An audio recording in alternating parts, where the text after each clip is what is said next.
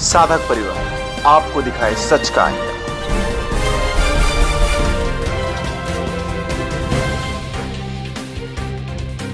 संत आसाराम जी को जो सजा मिल रही है, लेकिन उसके पीछे विधर्मियों की एक लॉबी बहुत बड़ी काम कर रही है। अगर राम रहीम को बाहर निकाल सकते तो आसाराम जी तो आराम से निकल सकते। हम सभी संतों, सबकी इच्छा है कि आसाराम जी छूट जाए, यही कार्य आगे बढ़ाते जाए। उन्होंने कुछ गलत किया नहीं है। मिशन कश्मीर के अंदर अनुपम खेर का रोल था। वो बोल रहे थे कि आर्टिकल 370 हटाने के लिए मैं रोज राष्ट्रपति को पत्र लिखता था। तो फाइलें जब इकट्ठा होती है ना तो पर्वत बनती है, उसका प्रेशर अपने आप आ जाता है। ये निष्ठा अपनी होनी चाहिए। मेरे गुरुजी नहीं आए तो मैं मेरे गुरुजी को बाहर निकालने के लिए एक माला करूं, एक पत्र लिखूं, उसका जवाब मांगू।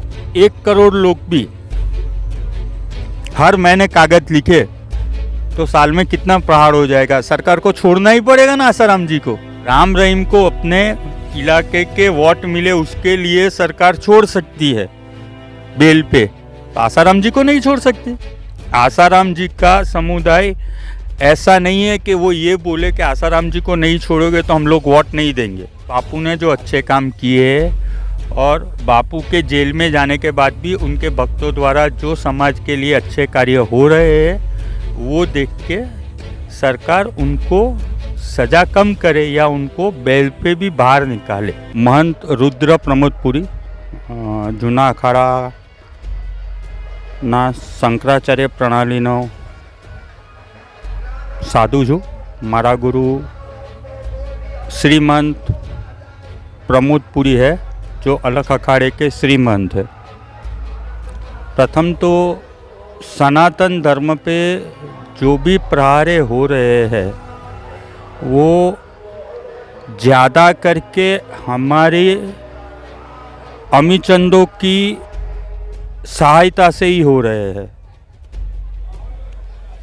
जो कोई भी विधर्मिया जो भी काम कर रहे हैं उसको हमारे अमीचंदों में ज़्यादा करके नेता बोलो, उद्योगपति बोलो, वो प्रोत्साहन देते अपनी वोट बैंक मजबूत करने के लिए। बाकी देखो तो सनातन धर्म है, था और रहेगा। संत आसाराम जी को क्यों नहीं निकाल रहे हैं उसमें आगे की सरकार, ये सरकार का क्या आशय है वो हम जान नहीं सकते, लेकिन उसके पीछे विधर्मियों की एक लॉबी बहुत बड़ी काम कर रही है। क्योंकि उन्होंने जो आदिवासी एरिया में, झारखंड में, छत्तीसगढ़ में घर वापसी का प्रोग्राम किया था वो उस ज़माने से बहुत आगे था। अगर ये ज़माने में बागेश्वर धाम की तरह होता तो कोई दिक्कत नहीं होती। और आसाराम बापू को बाहर निकालने के लिए जो कोई भी हरिओम आश्रम के साधक गण कर रहे हैं या ट्रस्टी कर रहे हैं, उससे सबसे बड़ी ताकत ये है कि संत आसाराम जी के जितने भी चुस्त अनुयायी है वो अपने अपने शहर, जिला, गांव में हर महीने एक आवेदन लिखे कलेक्टर को या मुख्यमंत्री को कि संत आसाराम जी को इतने साल जो सजा हुई है उसमें से रिहा क्यों नहीं किया जाता। 10 सालों में हमने भी देखा काफ़ी सारी महिलाओं ने भी आवेदन दिया। आप आवेदन देते हो फिर उसका फॉलोअप नहीं होता है। आपको आवेदन देके हर महीने फॉलोअप करना है। आज की तारीख में ऐसा है कि 10 लाख घर ने 1 महीने में आवेदन दिया, दूसरे महीने आवेदन दिया, तीसरे महीने आवेदन दिया, फिर उसके हिसाब से भी आप हाई कोर्ट में कहाँ पे भी PIL कर सकते हो, लोक दरबार में आवाज़ लिखा सकते हो। वोट की राजनीति चलती है। अगर राम रहीम को बाहर निकाल सकते तो आसाराम जी तो आराम से निकल सकते, लेकिन दिक्कत क्या है कि हम लोग इकट्ठे होके 1 दिन 10 दिन दे नहीं सकते। अभी सम्मेद शिखर का हुआ था तो जैनों ने इतना बड़ा धरना किया, इतने सारे आवेदन दिए कि वहाँ की सरकार ने नियम को बदलना पड़ा। जो तीर्थ को यात्रा प्रवासन धाम बनाने वाले थे उसको तीर्थ बना दिया। तो मेरी तो सबसे ज़्यादा विनती आप सभी साधकों से है कि आप एक आवेदन कॉपी पेस्ट बनाओ, आवेदन कलेक्टर को दो, इसकी कॉपी अपने पास रखो, उसकी कॉपी मुख्यमंत्री, गृह प्रधान, प्रधानमंत्री, गृह प्रधान, राष्ट्रपति और राज्यपाल और चीफ जस्टिस इतने को देनी है। 5 रुपये की टिकट लगती है, 7 जन को दोगे तो 35 रुपये और कॉपी करोगे तो 50 रुपये आसाराम बापू पे एक कुटुंबी खर्चेगा। तो आसाराम बापू के 10 लाख से ज़्यादा घर तो है। तो वो ही चीज़ 6 महीने 1 साल में इतनी बड़ी होगी कि मीडिया भी आपकी सुनेगा, सब सुनेगा और अपने आप रास्ता निकलेगा। भारत देश का संविधान 1948 में बना, तब से भारत देश नियमों पे चलता है। नियम कौन बनाते? हमने जो नेताओं को चुना वो बंधारण और नियमों में फेरफार भी वो करते हैं। और नियमों पे बहस कौन करते हैं? वकील। आज हम नहीं वकील बन सकते, नहीं राजनेता बन सकते, नहीं बंधारण बना सकते। तो हमारे पास एक ही चीज़ है, धरना करो या आवेदन करो। बराबर है ना? शांतिपूर्ण धरना करो या आवेदन करो। जब तक ये जागरूकता एक समय पे एक जगह पे नहीं आएगी तब तक कुछ नहीं होगा। अभी गुजरात में हराया ढोर के लिए जो हुआ था, घूमते फिरते ढोरों के लिए, तो एक साथ 5 लाख भरवाड़ लोग गांधीनगर जाके खड़े रह गए। तो नियम बदला गया। अभी वो कैसे करना है, क्या करना है, आप पत्रकार हो, आप मेरे से ज़्यादा समझते हो। हम तो साधु ठहरे, हम तो रास्ता बता के निकल जाएंगे। किसी को अच्छा लगे तो ठीक है, नहीं लगे तो नहीं लगे। आप इतना सारा अच्छा काम कर रहे हो, सब कर रहे हो, और कलेक्टर को आवेदन देना वो तो सबसे मामूली बात है आप लोगों के लिए। 8 मार्च को पूरे भारत भर में, मतलब हर एक जिले के अंदर एक दिन नहीं होता है महाराज जी। एक साथ आवेदन, आवाज, वो सब चाहिए।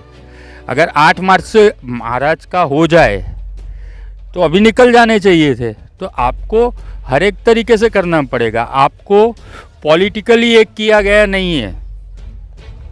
आसाराम जी का समुदाय ऐसा नहीं है कि वो ये बोले कि आसाराम जी को नहीं छोड़ोगे तो हम लोग वोट नहीं देंगे। ऐसा कोई नहीं कर रहा है। ऐसा स्ट्रॉन्ग करके बाहर आना पड़ेगा।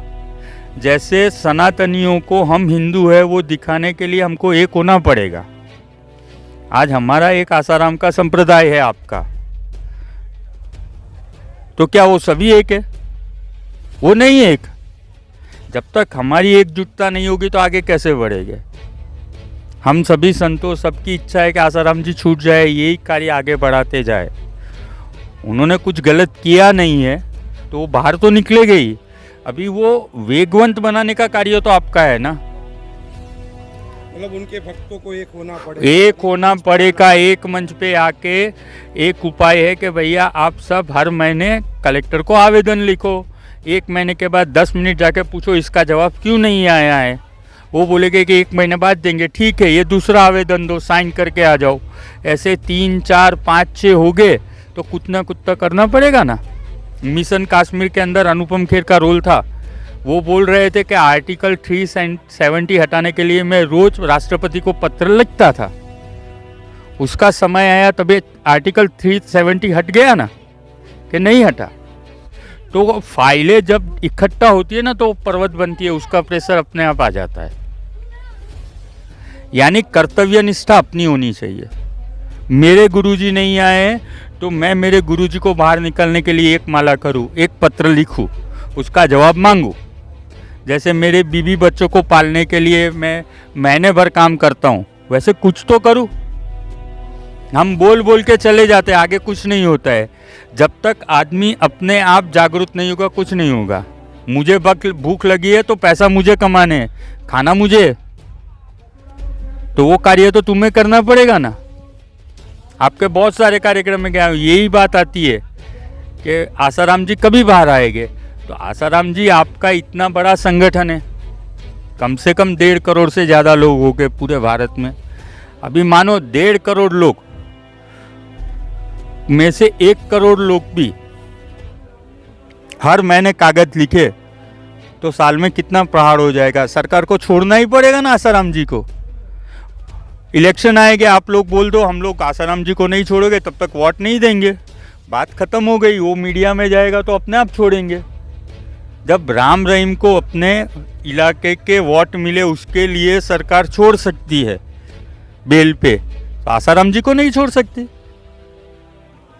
मैं तो इतना ही बोलता हूँ, आप सभी से यही प्रार्थना करता हूँ कि बापू जल्दी से जल्दी रिहा हो और ऐसे ही अच्छे काम करते रहे, क्योंकि उनकी जो सज़ा है उसके हिसाब से तो उसको आजीवन कैद की सज़ा भी ख़त्म हो गई। तो मेरी यही इच्छा है कि बापू ने जो अच्छे काम किए और बापू के जेल में जाने के बाद भी उनके भक्तों द्वारा जो समाज के लिए अच्छे कार्य हो रहे हैं वो देख के सरकार उनको सज़ा कम करे या उनको बेल पे भी बाहर निकाले। सबका कल्याण हो, सबका मंगल हो। जानिए देश की पल पल की खबर नीलेश ठक्कर के द्वारा आपके अपने साधक परिवार पर। साधक परिवार आपको दिखाए सच का आईना।